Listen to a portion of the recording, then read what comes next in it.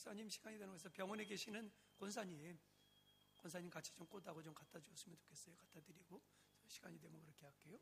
예, 뭐. 그래. 감사합니다.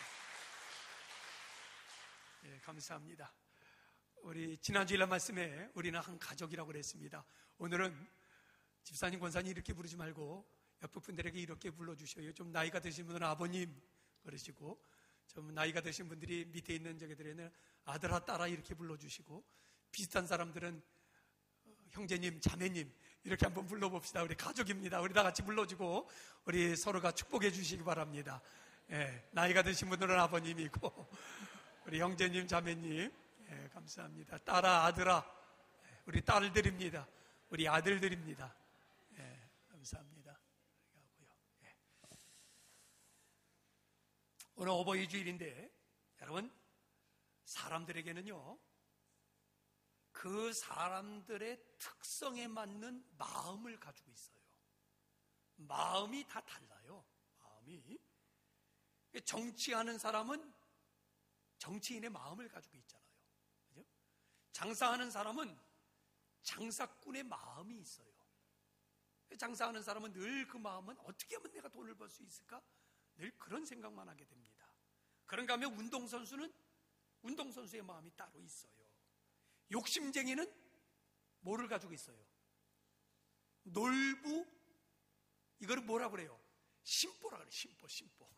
놀부 심보를 가지고 있어요. 도둑놈은 도둑놈의 마음을 가지고 있어요. 그래서 늘 보면서 어떻게 저거를 훔칠까 늘 그 생각만 가지고 있는 거예요. 사기꾼은 사기꾼의 심보가 있어요. 그래서 어떻게 하면 내가 사기를 칠까 이래요. 그러니까 사람들마다 다 특징적인 마음을 가지고 있어요. 그런데 부모님의 마음이 따로 있어요. 부모님의 마음을 가지고 있어요. 우리 흔히 얘기하기를 이 부모님, 얘기하지만 부모님의 마음은 사랑과 희생이라고 이야기를 해요. 그런데 이 부모님의 사랑과 희생의 이 마음을 알기에는 부모님의 마음이 너무 넓어요. 부모님의 마음이 너무 높고 깊어요. 그래서 감히 우리가 이거를 다 헤아리고 알 수가 없는 겁니다. 그래서 특별히 일찍이 시인들은 부모님 마음을 그렇게 얘기했잖아요. 높고 높은 하늘이라 말들 하지만 나는 높은 게 또 하나 있지. 넓고 넓은 바다라고 말들 하지만 나에게는 넓고 넓은 게 또 하나 있지. 하늘 아래 그 무엇이 높다 하리요. 어머님의 은혜는 한이 없어라. 가히 없어라. 끝이 없다는 거예요. 테두리가 없다는 거예요. 부모님의 마음은 우리가 헤아릴 수 없는 그러한 마음입니다. 오늘 성경에 읽은 성경 본문에 보면은 우리 부모님의 마음을 잘 표현한 구절이에요. 오늘 이 성경에 나오는 사건은 뭐냐면 다윗 왕에게 압살롬이라는 아들이 있었어요. 근데 이 압살롬은 굉장히 잘생겼어요. 그리고 머리가 다른 사람보다 머리가 하나는 커요. 그런데다가 미치겠는 거는 금발이래. 금발. 그래가지고 금발을 확 휘날리면서 말을 타고 가면은 모든 사람들이 반하는 미소년 지금으로 얘기하면 그런 적이에요. 근데 이 압살롬의 명예심이 강했고 시기심이 강했어요. 그래서 아버지 다윗 왕을 몰아내고 자기가 왕이 되려고 그래. 자기가 아버지에게 반역을 하는 거예요. 아버지를. 그래서 아버지를 몰아내고 백성들에게 인기가 좋으니까 야, 내가 아버지를 몰아내고 내가 왕이 돼야 되겠다 이래가지고 반역을 하고 아버지 왕궁으로 쳐들어가요. 그러니까 다윗 왕이 아들하고 싸울 수 없어요. 그러니까 다윗 왕이 나귀를 타고 도망을 가죠. 수모를 당하면서 다윗 왕이 도망을 가요. 근데 이 압살롬은 자기 아버지를 죽이려고 따라오는 거예요. 자기 아버지를 죽이려고. 그러니까 다윗 왕이 도망을 간 거예요. 그래서 이제 다윗 왕하고 다윗 왕 군대하고 압살롬 군대하고 전쟁이 벌어집니다. 그런데 결국 이 교만이 화해요. 교만이. 전쟁을 하다가 이 압살롬이 남들보다 키가 하나가 크다고 그랬잖아요. 그리고 머리가 금발이잖아요. 금발. 휘날리고 다니잖아요. 그런데 노새를 타고 달려가다가 이 금발이 휘날리는 바람에 상수리 나무가지에 이 머리가 걸려버렸어요. 그 나귀는 빠져나가고 이 압살롬은 나무에 대롱대롱 매달렸거든요. 그러니까 요압왕이 가가지고 창을 가지고 가서 창 3개를 가져가서 심장을 찔러가지고 죽여요. 그래서 반란이 진압이 돼버렸어요. 압살롬이 죽었어요. 압살롬이. 자, 이제 전쟁이 끝났어요. 반란이 끝났어요. 역모가 끝났어요. 그러니까 이제 사람들이 와가지고 다윗 왕에게 이야기합니다. 이제 전쟁이 끝났습니다. 반역이 진압이 됐습니다. 근데 다윗 왕의 첫 마디가 뭐예요? 다윗 왕은 뭐를 물어보는 거예요? 다윗 왕은 첫 마디가 전쟁이 어떻게 됐느냐, 뭐 반란군이 진압이 됐느냐, 전쟁이 이겼느냐, 이게 물어보는 게 아니라 다윗 왕이 제일 먼저 물어본 말은 이거예요. 내 아들 압살롬은 잘 있느냐? 내 아들 압살롬은 잘 있느냐?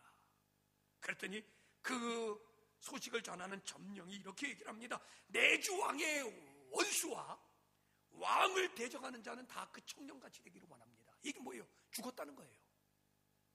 앞으로 왕을 반역하는 자는 다 그 청년같이 죽을 겁니다. 이 얘기예요. 내 아들 압살롬은 잘 있느냐? 다 그와 같이 죽을 겁니다. 이렇게 얘기를 해요. 그랬더니 다윗 왕이 사람들 앞에는 감히 못하고 2층으로 올라가면서 다윗 왕이 이렇게 비통한 마음으로 이렇게 얘기를 합니다. 내 아들 압살롬아, 내 아들 압살롬아, 차라리 내가 너를 대신하여 죽었으면 좋았을 것을. 압살롬아, 압살롬아, 이렇게 얘기를 합니다. 이게 부모님의 마음이에요. 자식은 부모님을 대적하고 자식은 부모님을 떠날지라도 부모는 자식을 버리지 못해요. 부모는 자식을 떠날 수 없어요. 그러니까 이 압살롬은 아버지를 반역하고 왕의 자리를 자기가 차지하려고 했는데, 근데 이 다윗 왕은 그 아들이 걱정되는 거예요. 그러다가 그 아들이 죽었다니까 비통해하면서 통곡하면서 가슴을 찢으면서 내 아들 압살롬아, 내 아들 압살롬아, 차라리 내가 죽었으면 좋았을 것을, 내가 죽었으면 좋았을 것을, 이러고 통곡을 하고 있는 게 오늘 부모의 마음이라고 이야기를 하는 겁니다. 이게 부모님 마음이에요. 여러분, 저는 아이들이 클 때 이제 애들을 이렇게 키우는데 어떤 때는 애들이 감기가 들어가지고 막 열이 오르잖아요. 감기가 들어 밤새도록 열이 오르고 막 애들이 쩔쩔매. 그러면 그 옆에서 진짜 부모들은 잠을 못 자요. 그럼 저는 그랬어요. 저는 애들이 감기에 걸려가지고 막 콜록콜록거리고 막 열이 그냥 불똥이 같으면은요, 저는 일부러 우리 애들 뺨에다가 내 뺨을 갖다 댔어요. 그런데 하나님께 그렇게 기도했어요. 하나님, 차라리 내가 아프면 좋을 거를, 하나님, 이 감기를 나에게 옮겨주세요. 이 감기를 나에게 옮겨주고, 그리고 하나님, 우리 애들 좀 건강하게 해주세요. 아마 저뿐만 아니라 다 그렇게 키웠을 겁니다. 다 그렇게 자식이 아프면은, 자식이 어려움 당하면은 차라리 내가 아프면 좋았을 걸, 차라리 내가 아파야 될 걸. 이게 다 부모들의 마음 아니에요? 이 부모의 마음이에요. 어제 저는 설교를 준비하면서 저 자신에게 그렇게 물어봤어요. 저 자신에게, 과연 내가 자식을 대신해서 죽을 수 있을까? 네? 과연 내가 자식을 대신해서 죽을 수 있을까? 내 자신에게 내가 물어봤어요. 그리고 내 대답은 그거예요. 죽을 수 있어요. 자식이 잘 된다면, 자식이 살 수 있다면, 내가 대신, 부모가 대신 죽을 수 있다면 난 죽을 수 있어요. 아마 모든 부모가 그럴 거예요. 모든 부모가 지금 압살롬같이 차라리 내가 너 대신 죽었으면 좋았을 걸. 이게 아마 모든 부모들의 마음일 겁니다. 그리고 오늘 사랑하는 자녀분들, 오늘 우리는 이거를 기억해야 됩니다. 특별히 저는 오늘 청년들 그리고 학생들, 이거를 기억하기를 바랍니다. 여러분들을 키울 때 부모님은 눈물이 흘린 거를 갖다가 모아놓는다면 아마 욕조 하나는 가득히 찼을 거예요. 그러면서 부모님은 여러분을 낳아주시고 여러분을 키워주신 겁니다. 자식은 부모를 버려도 부모는 절대 자식을 버리지 못하고, 자식은 부모를 떠나도 부모는 절대 자식을 떠나지 못하는 거. 이게 어버이의 마음이고 부모의 마음입니다. 몇 년 전에 어느 목사님에게 들은 이야기예요. 목사님에게 들었는데, 목사님이 이제 경찰에 이제 이렇게 목회를 하시는 분이에요. 근데 목사님에게 저녁에 전화가 왔대요, 경찰이. 목사님, 여기 길 잃어버린 할머니가 있는데 좀 목사님이 와서 상담을 좀 해주셨으면 좋겠습니다. 이 할머니가 도통 얘기를 안 합니다. 그래서 그 목사님이 가가지고 그 할머니를 면담을 했대요. 그리고 이 얘기 저 얘기하면서 하니까 이 할머니가 마음이 풀어지니까 지나간 얘기를 다 하는데 남편이 일찍이 죽고 진짜 어려운 가운데 자식을 키웠어요. 남편이 돌아가고 자식을 진짜 눈물로 키웠어요. 그래서 이 자식이 성공을 했어요. 사회적으로 이제 성공을 했어요. 그리고 이제 장가를 가가지고 며느리를 얻었어요. 근데 이 어머니가 나이가 드니까 아무래도 병이 있고 나이가 드니까 거동이 불편하고 나이가 드니까 여러 가지로 불편하잖아요. 그러니까 며느리가 싫어하더라는 거예요. 며느리가 구박하기 시작하더라는 거예요. 근데 어느 날 이 아들이 어머니 저하고 좀 어디 좀 가셔요. 그리고 차를 태우더래요. 그 차를 태워가지고 서울 시내를 갔다가 서너 시간을 돌아다녔대. 서너 시간을 여기저기를 다 돌아다니더니 그러더니 아들이 어머니 보고 어머니 좀 내리셔요. 그러고 내렸대요.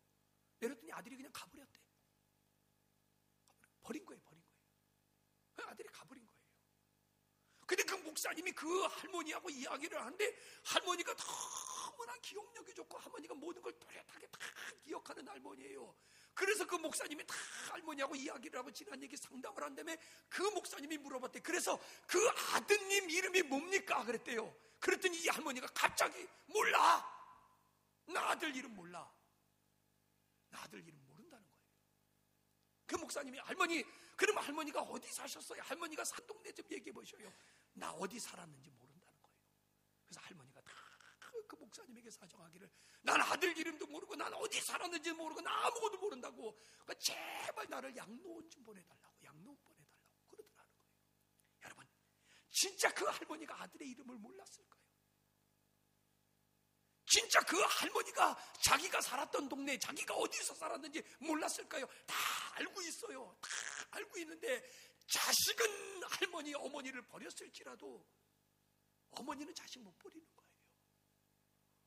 어머니는 자식의 마음을 먼저 헤아리면서 그러면서 내가 사라지면 되지 이러면서 얘기를 하는 거예요. 이게 부모님의 마음이에요. 이게 어머니의 마음이에요. 자식은 버리더라도 절대 부모는 자식을 버리지 못하는 겁니다. 여러분 한번 여쭤볼게요. 이러한 어머니의 마음, 이러한 부모님의 마음, 이거를 언제 우리가 알 수 있을까요? 이걸 여러분 언제 알 수 있을 것 같아요?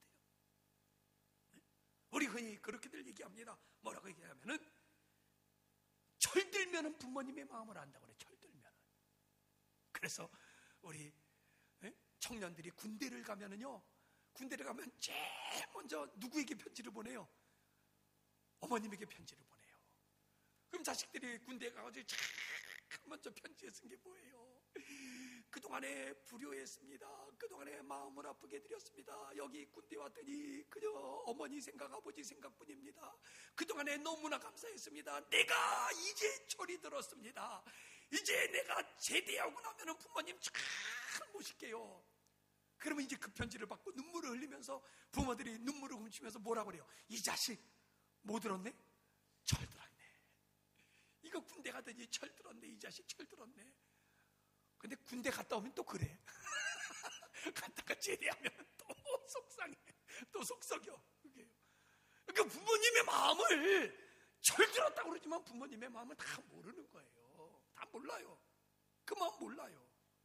그러면 이제 부모들이 어떤 때는요, 아들이 속상이거나 자식들이 속상이거나 그러면 부모들이 꼭 그런 얘기를 하죠. 뭐냐면 너도 뭐 나봐라? 자식 나봐라. 너도 내 마음 알 거다. 자식 나봐라. 그래, 자식 나봐라.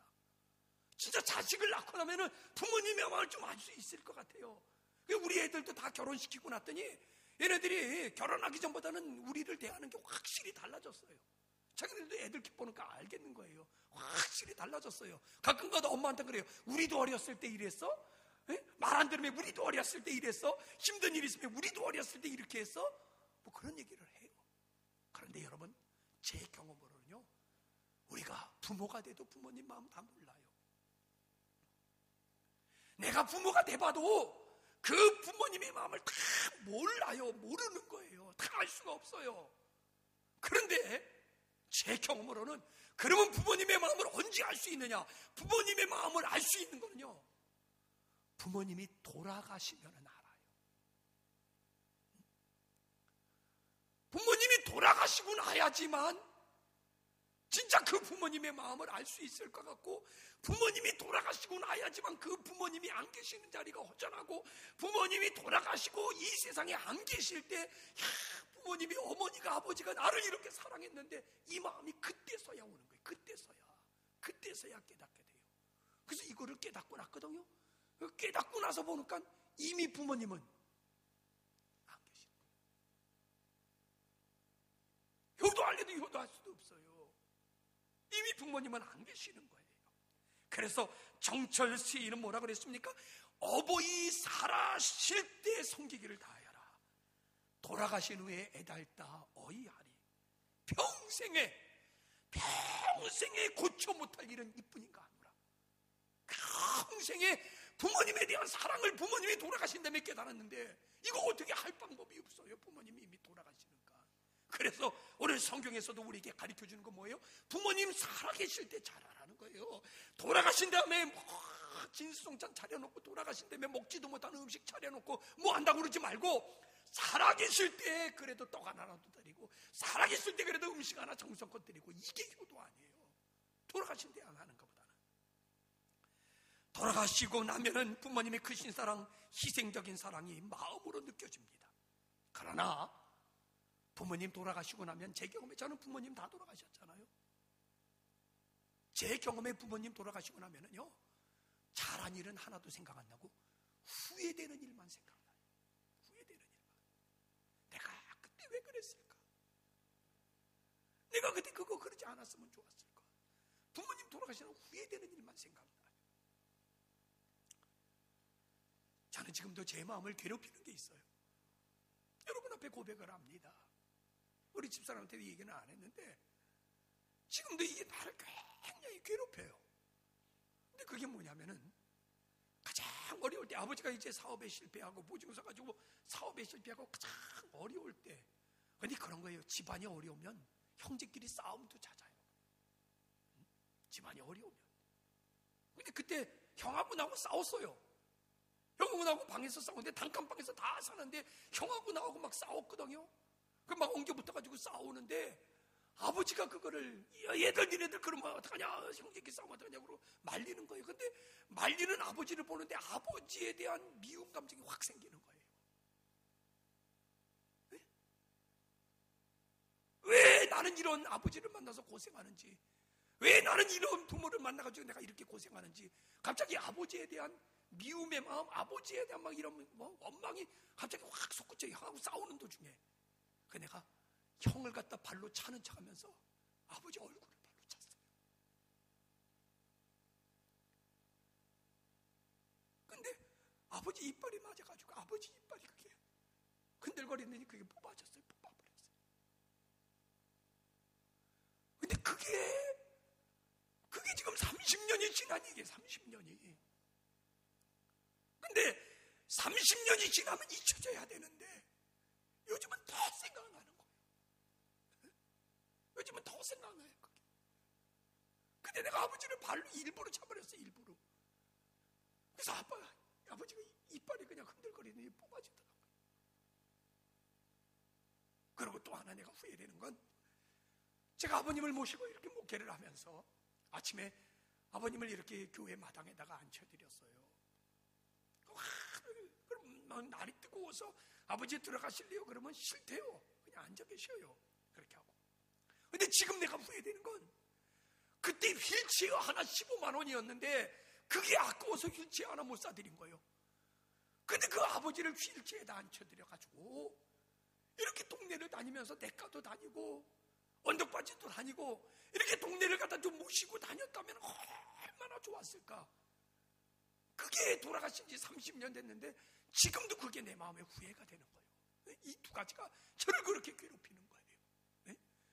그 15만 원이 뭐라고 그때 아까워가지고 살까 말까 하다가 에이 못 사, 안 사고 그냥 아버지를 그냥 그렇게 마당에다 앉혀드렸는데, 휠체어에 모시고 다니면서 아버지 이렇게 동네 구경시켜드리고 아버지 그랬으면 얼마나 좋을까. 그게 돌아가신 다음에 그렇게 후회가 되는 거예요. 돌아가신 돌아가신다며 15만 원이 뭐라고? 그거 아낀다고 그거 안 해드린 거예요. 근데 그게 30년이 지났는데 지금도 내 마음속에서 다 그게 나를 갖다 이렇게 나를 아버지를 생각하고 부모님을 생각보다 괴로워지는 거예요. 때문에 여러분, 부모님 돌아가신 다음에는 진짜 후회밖에 안 남아요. 후회스러운 것밖에 안 남아요. 그래서 여러분, 부모님 살아계실 때, 지금 살아계실 때 부모님에게 정성껏 다하고 부모님을 효도하고 부모님을 잘 모시는 그런 여러분이 될 수 있기를 주님의 이름으로 축원을 드립니다. 그럼 여러분, 우리가 부모님을 효도해야 될 이유가 뭘까요? 우리 부모님을 잘 모셔야 될 이유가 뭘까요? 부모님에게 효도해야 될 이유가 뭘까요? 부모님이 좋은 옷을 해주셔서, 부모님이 맛있는 거를 해주셔서, 부모님이 좋은 환경을 만들어주고 부모님이 공부할 수 있도록 좋은 학원 보내주셔서 아니에요. 여러분, 우리가 부모님에게 효도할 수 있는 이유는 딱 하나밖에 없어요. 다른 이유는 없어요. 부모님을 섬기고 부모님을 사랑하고 부모님을 효도할 이유는 딱 하나예요. 그거는 뭐예요? 그 부모님이 나를 낳아주셨다는 거예요. 생명을 주셨다는 거예요. 다른 이유 없어요. 맛있는 거, 좋은 옷, 좋은 환경 아니에요. 그건 아니에요. 그건 아니고 오직 하나, 부모님이 나에게 생명 주신 거예요. 부모님이 나에게 생명 주시지 않았다면 우리는 이 땅에 태어날 수 없었잖아요. 그래서 부모님을 사랑하고 부모님을 모시고 부모님에게 정성을 다하고 병든 부모라도 누워 계시는 부모라도 우리가 지극히 모실 수 있는 이유 하나, 꼭 하나밖에 없어요. 그거는 부모님에게 생명을 주신 거예요. 그것만으로도 우리는 부모님을 모셔야 되고 부모님에게 효도를 해야 되는 겁니다. 여러분, 부모님에게 가장 큰 효도가 뭘까요? 이번에 앙케이트를 조사했는데 작년부터 심심찮게 나오더라고요. 근데 난 왜 그런 앙케이트를 하는지 모르겠어. 조사를 했더니 부모님들에게 조사를 했더니 부모님이 제일 좋아하는 효도 선물이 뭐예요? 1등은 뭐예요? 용돈이에요. 용돈이래요. 2등은 뭐 여행 가는 건가? 여행 가는 걸 그래요. 그러면서 방송이 계속 나오는 게 뭐냐면 부모님은 카네이션을 싫어합니다. 카네이션은 한 명도 없었습니다. 그리고 용돈입니다. 근데 난 그거 볼 때마다 화가 나요. 카네이션은 기본이고 기본. 옛날에 진짜 우리가 어려울 때 부모님에게 카네이션 하나 내려드리는 그러한 시대가 있었지만 지금 카네이션은 기본이고 카네이션 위에다가 용돈이고 카네이션 위에다가 여행 상품권 하나가 드리고 이거지. 뭐 부모님들이 카네이션을 싫어합니다. 카네이션 싫어하기는 그건 사랑의 표현인데요. 사랑의 표현이에요. 근데 여러분, 그 중에 우리 크리스찬들에게, 예수 믿는 사람에게 부모님에 대한 가장 큰 효도는 뭐냐면, 부모님에게 대한 가장 큰 효도는 우리 크리스찬들은 전도가 부모님에게 가장 큰 효도인 줄로 믿습니다. 전도예요. 전도에서 우리 부모님을 구원시켜 드리는 거, 우리 부모님을 예수 믿게 해드리는 거, 이게 부모님에 대한 가장 큰 효도 선물이에요. 만약에 생각해 보셔요. 나는 천국에 갔어요. 나는 천국에 갔는데 내 부모님은 천국에 못 왔어. 지옥에 갔어. 천국이 기쁠까요? 천국이 즐거울까요? 아니요. 부모님 생각하면 가슴이 찢어질 거예요. 천국 가서. 저는 지금도 아버지 묘지를 가면은, 부모님 산소에 가면은요, 나는 아버님을 제가 구원시켜 드렸어요. 아버님을 세례받게 하고 목사님 모셔다가 세례받게 하고, 그러니까 일부러 내가 목회하면서 아버님을 갖다가 목회하면서 내가 아버님을 갖다 모셔다 드렸고, 그리고 내가 아버님을 갖다 교회에 모셔드리면서 교회에 집분까지 드렸어요. 지금도 내가 아버지 산소에 가면은요, 마음이 그렇게 좋을 수 없어요. 너무너무 마음이 좋아요. 근데 만약에 아버지 산소에 갔는데 아버지가 예수를 안 믿었어. 예수를 안 믿고 그냥 떠났어요. 어머니는 뭐 일찍 떠났으니까. 근데 만약에 아버지가 예수를 안 믿고 그냥 세상에 떠났다면 내가 어떻게 아버지 산소에 가서 마음 편하게 있었겠어요? 있을 수 있겠어요? 근데 아버지 산소에 가면 그렇게 마음이 좋은 거는 부모님을 전도했기 때문에, 구원했기 때문에 그래요. 여러분, 가장 큰 좋은 선물은 용돈 드리세요. 그렇다고 야 오늘 목사님 설교하니까 용돈 안 드리면 천만에 용돈 드리셔요. 용돈 드리면서 전제를 붙이셔요. 용돈 드릴 때니까 교회 좀 한번 가셔요. 부모님 여행 시켜드릴게요. 여행 시켜드릴게요. 여행을 100번이라도 시켜드릴게요. 그런데 여행 한 번 갈 때마다 교회 한 번 가셔요. 이러면서 열심히 전도하는 게 부모님에 대한 가장 큰 효도인 줄로 믿습니다. 그런데 여러분, 부모님은 기다려주지 않는다는 걸 여러분들이 기억하셔야 돼요. 그러니까 부모님의 전도는 시급한 문제예요. 부모님 전도하는 거니까 시급한 문제예요. 장인어른이 돌아가신 지 이제 1년하고 몇 개월 지났어요. 작년 12월 달에 갑자기 교통사고로 장인어른이 돌아가셨잖아요. 근데 장인어른이 돌아가시는 그 주간에 여기 계셨었어요. 여기 계셨어요. 어머님이 여기 있으니까, 장모님이, 어머님이 여기 계시니까 그저 한 달에 한 2번 정도 내려오시면, 내려오면 한 5일 정도 있다 가셔요. 근데 그 주간엔 주일이었어요. 근데 오셔가지고 뭐 여러 얘기를 하면서 얼마 전에 아들 따라가지고 교회에도 갔었대요. 그 아들 따라서 교회도 갔는데 초청주일 해가지고, 가서 아들 따라서 가가지고 뭐 온 가족이 뭐 이 재능 있는 가족이거든요. 그래서 뭐 사물놀이하고 뭐 깽가리 치고 북치고 막 이랬더니 교회에서 막 상도 줘가지고 상도 받아왔다 막 그러는 거예요. 그랬어요. 그래서 내가, 아버님이 이제 그러고 있다가 주일을 지내고 월요일날 이제 천안으로 올라가셔요. 월요일날 제가 갈 때 아버님한테 그랬어요. 아버님, 꼭 이번에 올라가시면은요, 아드님 따라서 꼭 교회 가셔요. 그랬어요. 교회 가셔요. 그랬어요. 그리고 월요일날 올라가셨어요. 월요일날. 근데 화요일날 큰처남에게 전화가 왔어요. 큰처남에게 전화가 와가지고 뭐 아버님한테 교회 가라고 그랬냐고. 그래서 이번에 내가 아버님한테 꼭 교회 가시라고 그랬다니까 큰처남이 뭐라고 했냐면, 아버지가 와가지고 서울에서 얘기하시더래. 뭐냐면, 우리 집에 있을 때 주일날 교회를 가려고 아버님이 장인어른이 헌금 봉투를 준비해 놨었대. 교회 가시려고. 근데 교회 가려고 준비하고 있는데 뭐 사위도 그렇고 딸도 그렇고 교회 가자는 얘기를 안 하더래요. 그래 그냥 주일날 그냥 지나가신 거예요.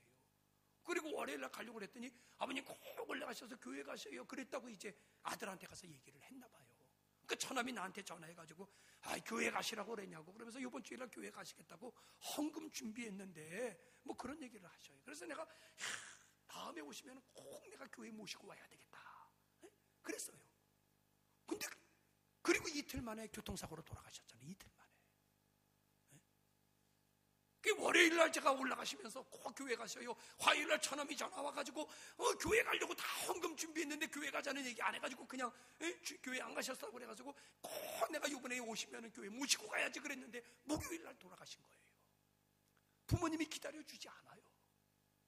마냥 기다려주지 않아요. 그래서 진짜 여러분, 부모님을 전도하는 게 가장 시급한 문제예요. 여러분, 부모님 전도하는 게 가장 큰 효도인 줄로 믿으시기를 바랍니다. 그리고 우리 장모님이 지금 병원에 계신데, 장모님은요, 나만 보면은 그래요. 나만 보면은 무조건 이 사이만 보면은 장모님이 말을 못 하시잖아요. 지금 실어증이 오면 말을 못 해요.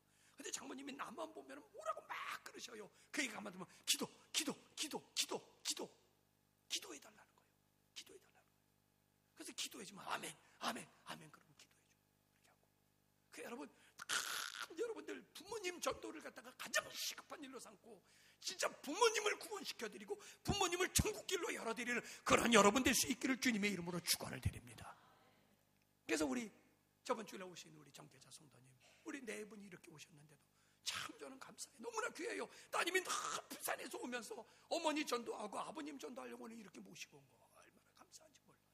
여러분, 이러한 진짜 정성된 마음으로 부모님을 전도해야 된다는 마음이 내 마음에서 불같이 일어나고 시급해가지고, 그래서 부모님을 전도해드릴 수 있는 그러한 여러분 될 수 있기를 주님의 이름으로 축원을 드립니다.